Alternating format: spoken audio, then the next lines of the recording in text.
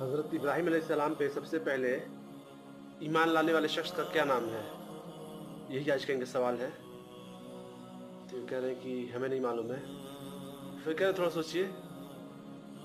तो बहुत सोचने के बाद ये कह रहे हैं कि उनकी बीवी। तो ये कह रहे हैं कि वो नबी भी थे, पहले इन पे ईमान लाया था। तो चलिए सही जवाब जान लेते हैं। सलाम। हजरत लूत अलैहिस्सलाम जी जो उनके भतीजे थे जी, वो ईमान लाए थे। वो तो खैर नहीं पैगंबर थे। पहले बचपन में ईमान वही लाए थे। सही जवाब।